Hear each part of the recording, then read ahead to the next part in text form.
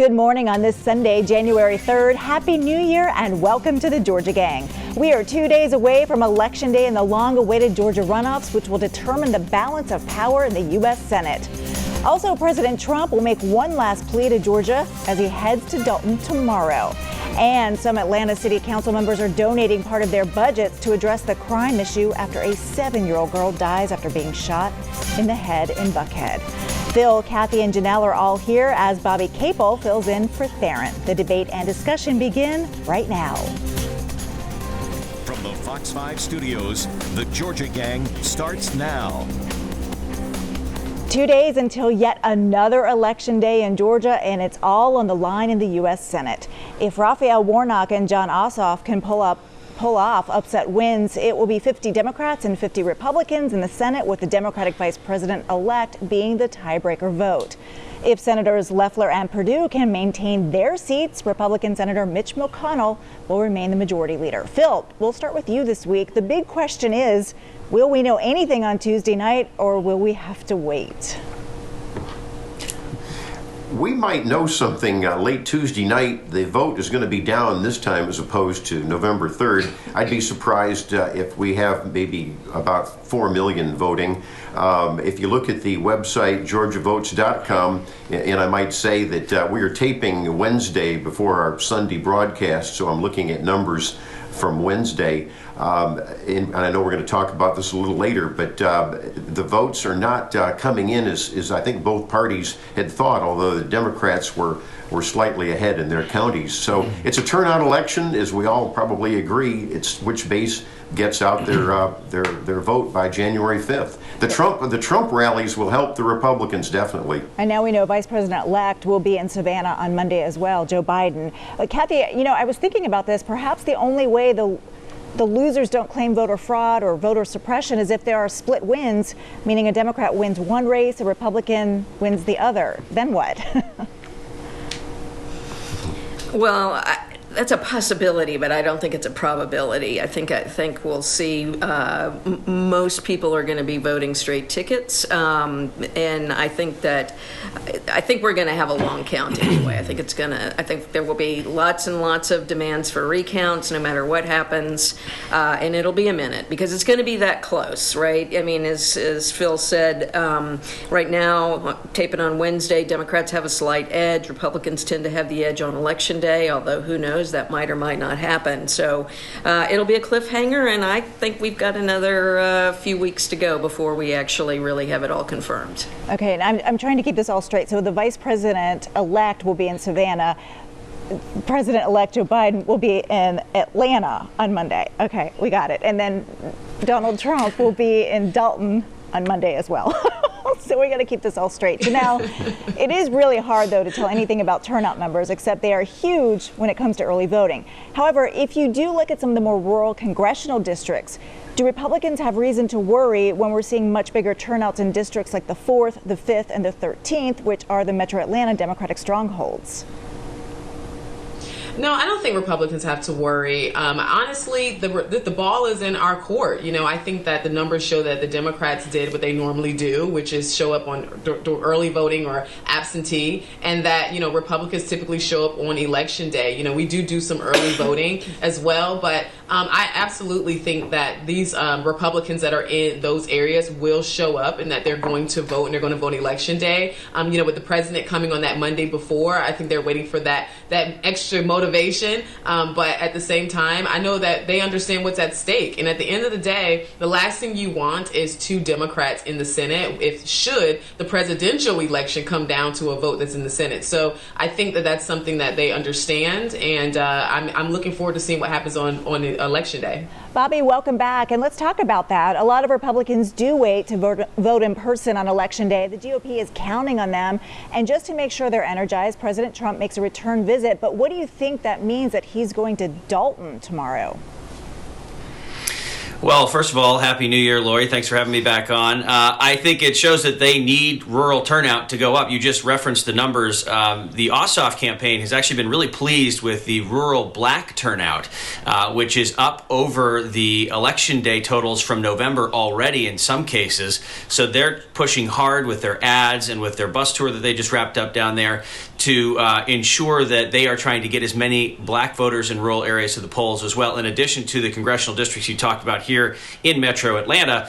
But on the other side, the Republicans have to not like what they're seeing as far as these early numbers. Democrats are hitting the numbers they have to hit. There's no way of knowing how many Republicans are going to show up on Election Day, but we know at least the Democrats are doing what they need to do to be in the game.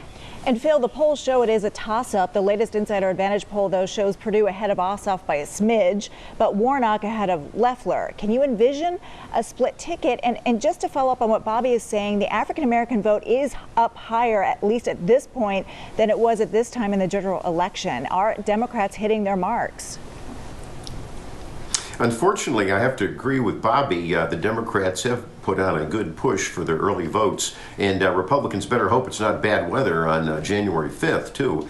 Lori, I think there could be a split. I think looking at numbers, remember, I might remind Kathy that John Ossoff ran 100,000 votes behind Joe Biden. He's not well liked even among some Democrats. That's quite a gap to overcome. On the other hand, so I think Perdue, who is his opponent, is in a little better shape.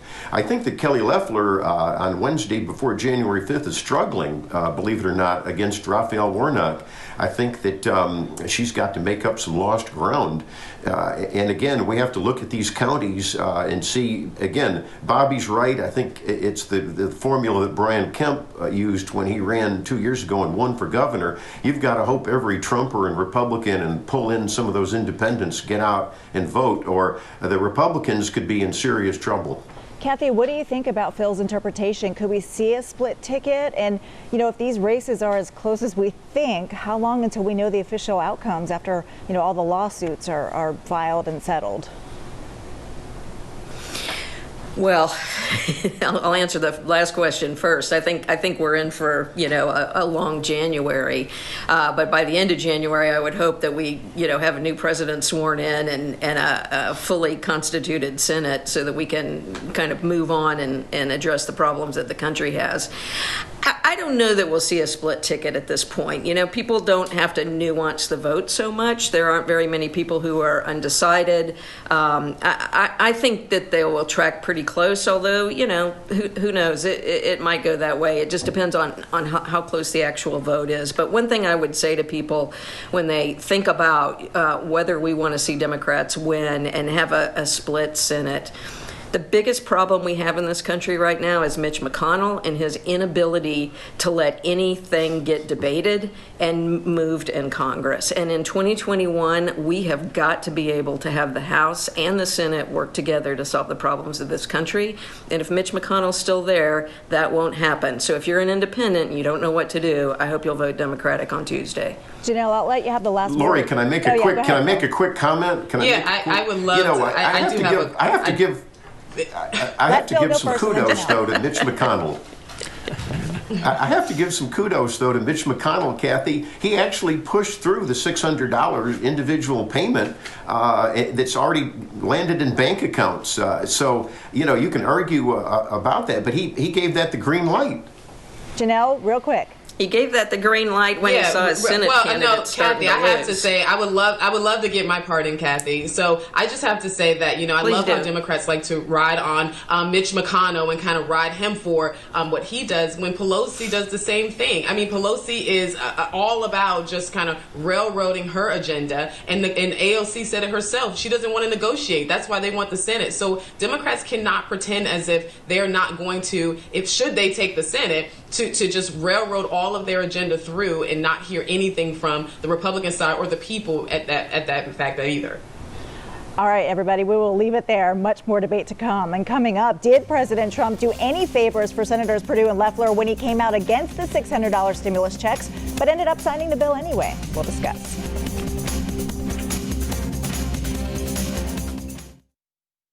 Have a question or comment for the Georgia Gang?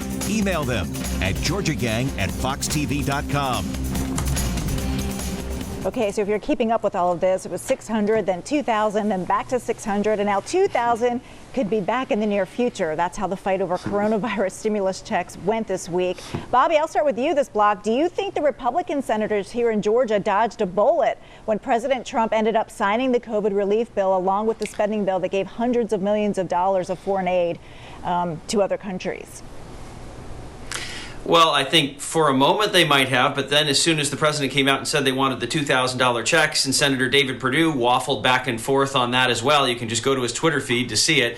It's kind of been emblematic of the entire Perdue and Loeffler campaigns. For a moment, I just want to we are days away from this election, to look back at the campaigns that have been run here. Typically, Republicans run sharp, message-driven, disciplined campaigns. That has just not been the case for both of these Senate races. Ever since David Perdue decided not to show up for that last debate, he's been on his heels trying to recover, and he's been flailing with going back and forth on stimulus, this and that.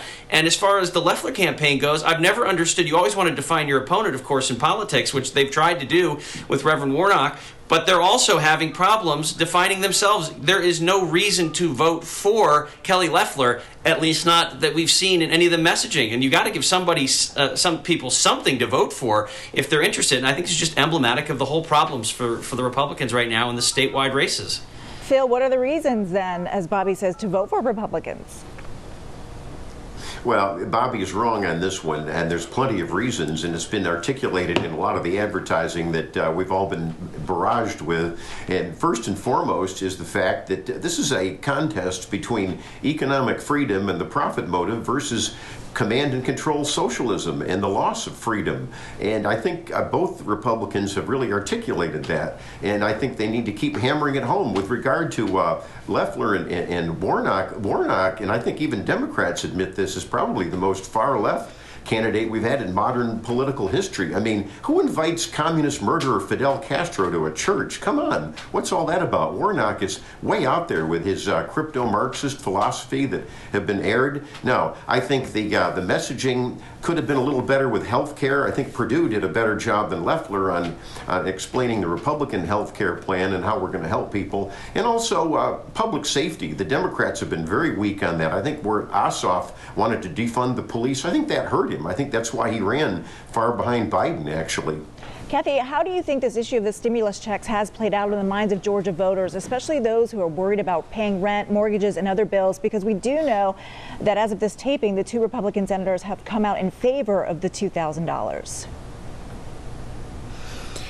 Well, I say it's too little too late for them. You know, here's the problem with the two sitting senators that we have. They can't stand on their own 2 feet and represent people from Georgia. They're always watching for signs from the president or from Mitch McConnell about where they need to be and what they need to do, instead of thinking about how they can best represent people in Georgia. $2,000 is a very important amount of money for people who are about ready to lose their houses or need to feed their kids. And the fact that they couldn't answer that we needed to advance it to $2,000 until the president did the dog whistle is just a real clear indication that they're not representing us. Janelle, your response, and then we'll move on. Yeah, once again, Kathy, that statement seems very hypocritical to say that the senators can't stand on their own 2 feet without, hearing from the president, when we have two individuals on the Democratic side whose messaging was directly created and written by Stacey Abrams, Pelosi, and Schumer. I mean, it's not like we're getting the true person as it relates to Ossoff and Warnock. We don't even know who they are. So, I mean, I just think we need to make sure we calm down the hypocritical statements. I want to move on now because excuse me. Look, I need to answer that. Answer that. There's nothing hypocritical about what I just said. I gave you fact. Your two candidates in this race have failed to discuss policy at all. In fact, Perdue won't even show up anywhere and tell people where he's going to be. He won't be in a debate. He won't talk about what his positions are on things until the president says he can do it. And I think that that's a real failure of these two candidates in this race. Phil, you that's not true. Senator Perdue Senator Perdue has debated twice, so that's not true. And then he does show up. It's just that He has not debated in this runoff election. So he's not debated in the runoff election. He's not debated in the runoff election. Kathy, why should he debate in this runoff election the same person he debated or twice in the general? They're only talking about the same things. Ossoff had a stage by himself and didn't tell us anything different. So it would have been a waste of time. So I understand that Senator Perdue be in the grassroots with his people. Can I answer Simple as that? Well, he's not in the grassroots with his people because he doesn't show up anywhere and tell people where he's going to be. And that's been reported in the newspaper. But here's why it's important for him to debate in the runoff. In the general election, there were other people on the stage, and there were different. I didn't talk when you were talking, so let me finish. There were other people on the stage, and there were different issues in front of the country at that particular point in time. In the month and a half since the last election, there are different issues that people want to hear about, and his failure to at least stand toe-to-toe with the person that he's running against in this runoff, I think is a failure and a lack of interest in telling people where he stands on things. Okay, as the moderator, Janelle, we've heard from you, okay? I want Phil to jump in, and then Bobby, and then we will move on to another block. Go ahead, Phil. 30 seconds. All right. Well, just very, very quickly, this is an airwave war and a direct mail war and a grassroots war. It's not really a debate war anymore. Yes, there have been debates, but the message is getting out. But it's a turnout election, and I think Bobby would agree with me on that. I think all of us would agree on that. Get the grassroots out to get a win. Bobby, go ahead. It is definitely, it's definitely going to be a turnout election. I agree with Phil on that, but I agree with Kathy on the fact that if they look back, Senators Loeffler and Perdue, and lose these campaigns, or either one of them do, they can look back and look in the mirror and say, we could have run a different campaign that would have turned out Republican voters in a different manner and swung some of these Republicans in the suburbs, like where I live, that voted for Joe Biden, and pulled them over as well. I know they're trying to turn out their base as well, but they have got to turn out everybody, because a reminder, folks, Georgia went blue and Donald Trump lost here. All right, well, I wanted to move on to another topic in this block, but this is obviously the most important one this week, so we're good with that. Coming up, an alliance forms among police, politicians, and businesses to address the crime issues in Buckhead, and we'll discuss that straight ahead. Join the discussion on the Georgia Gang Facebook page and watch past episodes on the Georgia Gang YouTube channel. The shooting death of 7-year-old Kennedy Maxey is prompting action by some members of the Atlanta City Council. Maxey died after being shot in the head. Police say she was in the back of a car with her mom and aunt after a holiday shopping trip when shots were fired near Phipps Plaza. Some members of Atlanta City Council have teamed up with business owners and the Atlanta Police Department to say enough is enough. They're forming a private police force. Some of the $1.6 million needed for it will come from municipal funds from the council members' districts. Now, the council members who represent the district and have criticized the mayor for not doing enough are really on the forefront of this. And Phil, I know that you've criticized the mayor numerous times on the show, but what do you think of this idea?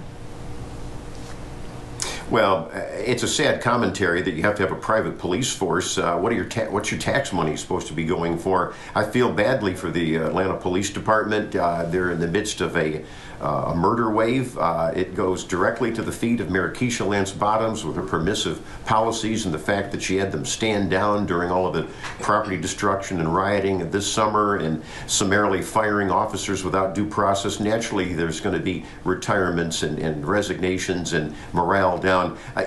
Kathy and I gave some good ideas on this broadcast last week to try to help boost morale and try to help the police in spite of the mayor. I like Howard Shook's idea of a one-time retention bonus for the police. That could help. There's some other things. The mayor is not taking any initiatives whatsoever. But Bobby, has the mayor received unfair criticism on this issue? Well, I think it's tough anytime you're running a city. There's things that are going to happen that are going to be beyond your control, and there's things you can do to try and curb crime. She is doing everything that she knows how to do to try and curb the crime problem in Atlanta, and this is not something that has just popped up yesterday. It's been going on for a long time. I feel terrible for the family of that 7-year-old girl. Imagine going out and shopping for the holidays and losing a child. It's certainly something we need to put our heads together on and figure out a solution that is non-political, but something that puts the safety of our citizens to the forefront. Kathy, I guess my question is, what about other areas of the city that are also experiencing what feels like more violent crime? I mean, it's not just happening in Buckhead, so you can go and form a private police force in Buckhead, but you also have Southeast, Southwest Atlanta. What about those areas? Yeah, I'm so glad that you asked me that, Lori, because I do agree with Phil. I think taxpayers' money should be paying for police protection and other services throughout the city, and that having people pay for private police protection really distorts the coverage for folks. I feel like we really need to, use all the resources that we have in front of us to be able to address this problem citywide. You can push problems out of Buckhead and then you push them into other parts of the city, and we know that. So I will stay with sort of what I said last week is that we need to bring police to the table. We need to bring community to the table. The mayor needs to be more visible on this issue, and we need action, not study committees. It's time to take some really definitive action on things. We've got a General Assembly session coming up. There ought to be a legislative package on guns, on other kinds of things that can help us, and we need to stick together on this, not split into two cities. And I want to move on now to another big issue, to the coronavirus here in Georgia, where thousands of new cases are being diagnosed daily as more folks get the vaccines. But Janelle, are we hearing enough about the distribution plans in Georgia? I mean, how do we know when the next phase begins and who's eligible? We know that there are hundreds of thousands that are allocated, and at last check I saw that 52,000 perhaps vaccines were actually given out. Yeah, so I mean, I do think that it's definitely a situation where we need to hear more information, but I'm not really getting too worried about it, because I remember when we kind of went through this, when we were trying to figure out when people should get tested and where they should go to get tested for COVID-19, as those were rolling out the testing sites.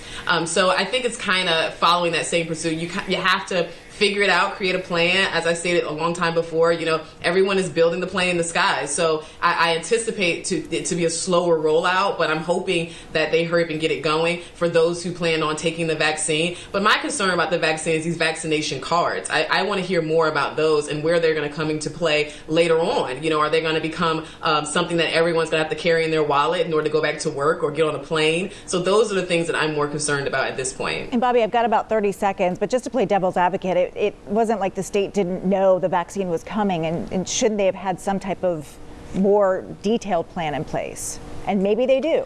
And I hope to God it does not go like the rollout was for the testing, which we were at the very beginning of a pandemic. We're now several months in. We should have a plan in place for this. The state and the leadership of the state should have that plan. I mean, we discussed it off the air. We have elderly parents who don't know when they're going to get vaccinated, what the line of succession is here for when people are getting. I mean, it's first responders first, but no one's getting notified. There's no centralized portal that I've seen that alerts people as to, well, you can expect to get a vaccine then if you're this person in this group. That's something that needs to happen. We have got to have some organization here. We are almost a year into this thing.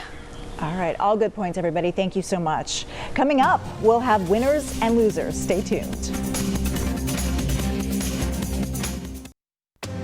Time now for the week's winners and losers.